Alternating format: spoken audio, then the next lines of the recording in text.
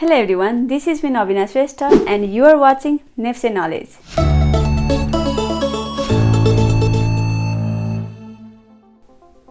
हजुरहरूलाई त थाहा नै छ कुनै पनि घर बलियो हुनको लागि पहिला चाहिँ त्यसको जग बलियो हुनुपर्छ। यदि कुनै पनि चीजको पहिला फाउन्डेसन बलियो हुन्छ भने त्यस चीजलाई चाहिँ पछि कुनै पनि कुराले चाहिँ डगमगाउन सक्दैन।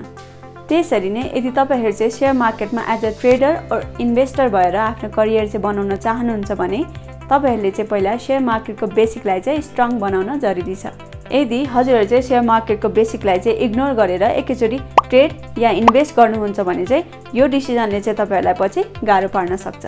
त्यसैले आज यस भिडियो मार्फत हजुरहरुको शेयर मार्केटको बेसिकलाई चाहिँ स्ट्रङ बनाउने कोसिस गर्नेछौँ। एज अ बिगिनर्स यदि हजुरहरु पनि शेयर मार्केटमा एन्ट्री गर्न चाहनुहुन्छ भने सुरुमा चाहिँ पक्कै पनि तपाईहरुमा शेयर मार्केट सम्बन्धी केही कन्फ्युजन र क्वेशनहरु हुन सक्छ। जस्तै सुरुमा शेयर मार्केटमा एन्ट्री गर्नको लागि चाहिँ हामीलाई के चाहिन्छ त? के शेयर मार्केट रिस्की छ? शेयर मार्केटमा इन्भेस्ट या ट्रेड गर्नको लागि चाहिँ हामीलाई सुरुमा कति पैसा चाहिन्छ? के म चाहिँ फाइनान्स र कमर्सको स्टुडेन्ट नभए पनि शेयर मार्केटमा एन्ट्री गर्न सक्छु? हाम्रो कन्ट्रीमा शेयर बजारको नाम चाहिँ किन यति खराब छ त?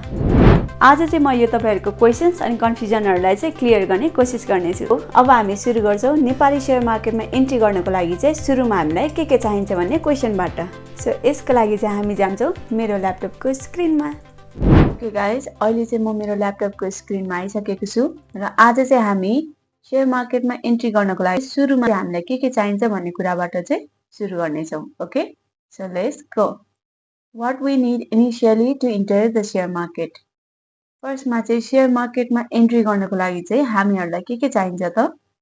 हामीहरुलाई चाहिन्छ बैंक अकाउन्ट, मेरो शेयर अकाउन्ट, डिमैट अकाउन्ट र ट्रेडिङ अकाउन्ट।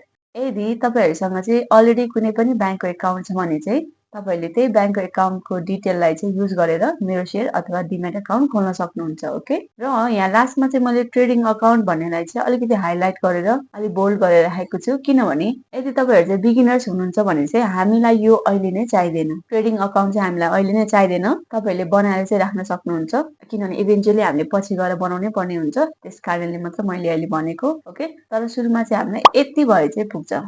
र अब यो बैंक अकाउन्ट, मेरो शेयर अकाउन्ट र डिमैट अकाउन्टको लागि चाहिँ हामीलाई चाहिने डकुमेन्टहरु भनेको चाहिँ के हो त? यदि तपाईहरुसँग अलरेडी कुनै बैंक अकाउन्ट छ भने चाहिँ तपाईले त्यही बैंक अकाउन्टको डिटेल्सलाई चाहिँ युज गर्न सक्नुहुन्छ।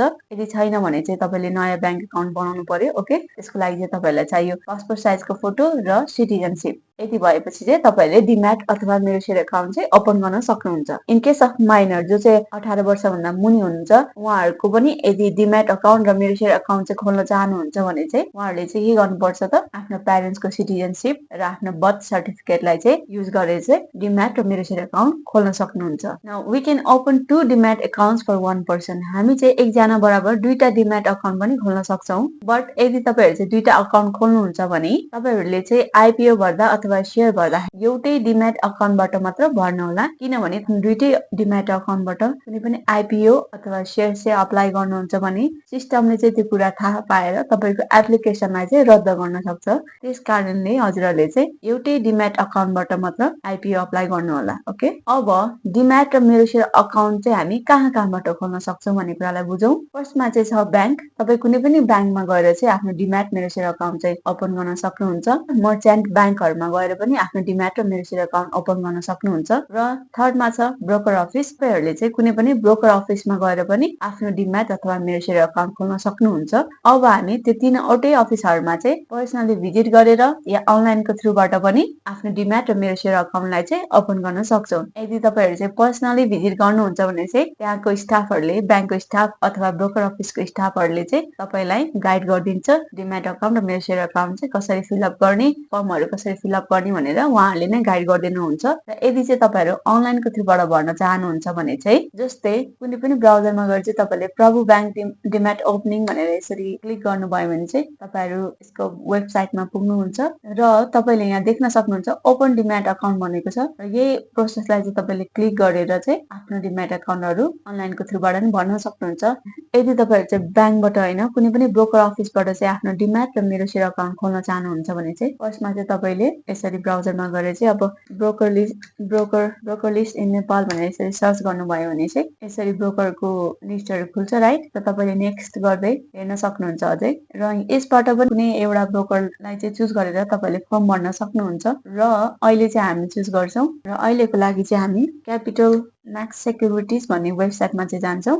यहाँ आएर तपाईँले क्लिक गर्नुहुन्छ। यहाँ चाहिँ तपाईँले देख्न सक्नुहुन्छ ओपन अकाउन्ट भन्ने अप्सनलाई चाहिँ क्लिक गर्नुहुन्छ भने यहाँ चाहिँ ट्रेडिङ अकाउन्ट, डिम्याट अकाउन्ट र 3-in-1 यसमा क्लिक गर्नुहुन्छ भने चाहिँ यसमा तपाईँले देख्न सक्नुहुन्छ open 3-in-1 account, trading, demat and मेरो सेयर। यसमा चाहिँ तपाईँले डिम्याट, मेरो सेयर र ट्रेडिङ तिनटै अकाउन्ट चाहिँ एकैचोटि पनि खोल्न सक्नुहुन्छ। र तपाईँहरू चाहिँ यदि बिगिनर्स हुनुहुन्छ भने चाहिँ तपाईँहरूले डिम्याट र मेरो सेयर अकाउन्ट मात्र पनि यहाँबाट खोल्न सक्नुहुन्छ। र तपाईँहरूसँग चाहिँ अलरेडी नै डिम्याट र मेरो सेयर अकाउन्ट छ, अब चाहिँ तपाईँहरूलाई ट्रेडिङ गर्नको लागि ब्रोकर आइडी चाहियो अथवा ब्रोकर अकाउन्ट चाहियो भने चाहिँ तपाईँले यहाँबाट ट्रेडिङ अकाउन्ट पनि खोल्न सक्नुहुन्छ। यसबाट चाहिँ अलि इजी प्रोसेस छ। यहाँ जानुभयो भने चाहिँ तपाईँले सबै गर्न सक्नुभयो। ओके, यदि तपाईँहरूसँग चाहिँ अलरेडी डिम्याट अकाउन्ट छ, मेरो सेयर अकाउन्ट छ भने चाहिँ तपाईँहरूले ट्रेडिङ अकाउन्ट मात्र पनि यहाँबाट ओपन गर्न सक्नुहुन्छ। र तपाईँहरू चाहिँ सेयर मार्केटमा एकदमै बिगिनर्स हुनुहुन्छ, तपाईँहरूसँग चाहिँ डिम्याट र मेरो सेयर अकाउन्ट पनि छैन भने तपाईँहरूले सुरुमा चाहिँ ओपन डिम्याट एन्ड मेरो सेयर अकाउन्ट भन्ने अप्सनलाई यसरी क्लिक गरेर चाहिँ आफ्नो डिटेल्सहरू सर भरेर आफ्नो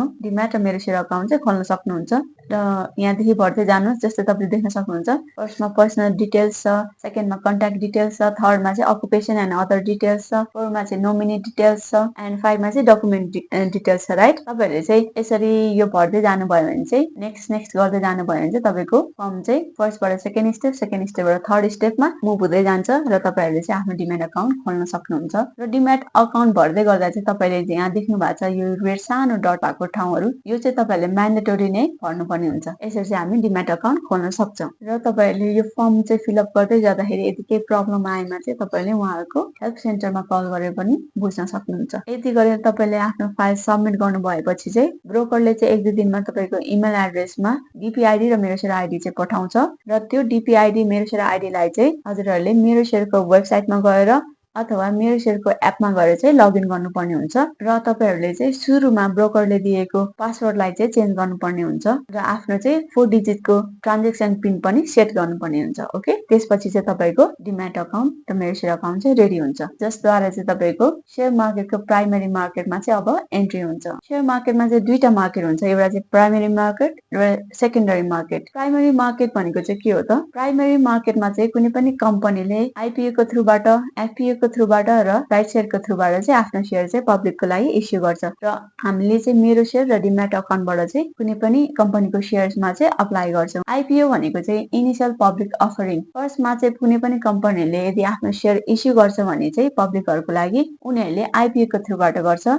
र एफपिओ भनेको चाहिँ फलो अप पब्लिक अफर। यदि कुनै पनि कम्पनीले आफ्नो आइपिओ चाहिँ अलरेडी इस्यु गरेको आइपिओलाई चाहिँ फेरि पनि इस्यु गर्छ भने चाहिँ उनीहरूले एफपिओ को थ्रुबाट इस्यु गर्छ। र राइट सेयर भनेको चाहिँ यदि तपाईँहरूसँग चाहिँ कुनै पनि कम्पनीको अलरेडी नै सेयर्स छ र त्यो कम्पनीले चाहिँ फेरि पनि सेयर्स इस्यु गर्छ भने चाहिँ तपाईँहरू चाहिँ त्यो कम्पनीको फर्स्ट प्रायोरिटीमा पर्नुहुन्छ र त्यही प्राइस सेयरद्वारा चाहिँ हामीले फेरि पनि त्यो कम्पनीको चाहिँ आइपिओलाई चाहिँ अप्लाई गर्न सक्छौँ। र प्राइमरी मार्केटमा चाहिँ हामी सेयरलाई बाई मात्र गर्न सक्छौँ, सेल चाहिँ गर्न सक्दैनौँ। त्यसको लागि चाहिँ हामी सेकेन्डरी मार्केटमा छिर्नुपर्ने हुन्छ। र सेकेन्डरी मार्केटमा चाहिँ हामी सेयर्सहरू चाहिँ बाई पनि गर्न सक्छौँ, सेल पनि गर्न सक्छौँ। बेसिकली हामी सेयरलाई चाहिँ ट्रेड गर्न सक्छौँ। यदि तपाईँहरू चाहिँ सेयर मार्केटमा एकदमै नयाँ हुनुहुन्छ, बिगिनर्स हुनुहुन्छ भने चाहिँ तपाईँहरू चाहिँ अहिले नै सेकेन्डरी मार्केटमा आउन जरुरी छैन। तपाईँहरू चाहिँ प्राइमरी मार्केटमै बसेर आइपिओहरू अप्लाई गरेर या अलिअलि इन्भेस्ट गरेर चाहिँ सेयरको नलेजलाई पनि इन्हान्स गरेर अझ बढी प्रिपेयर भएर चाहिँ सेकेन्डरी मार्केटमा छिर्न सक्नुहुन्छ। यो चाहिँ मेरो तपाईँहरूको लागि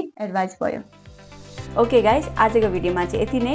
अबको नेक्स्ट भिडियोमा चाहिँ हामी बाँकी रहेको क्वेसन्स र कन्फ्युजनहरूलाई क्लियर गर्ने नै छौँ। त्यसको लागि चाहिँ च्यानललाई चाहिँ प्लिज सब्सक्राइब गरिदिनु होला। र thank you so much guys for watching till the end. I'll see you guys in the next video. Till then, keep learning, keep growing. Thank you.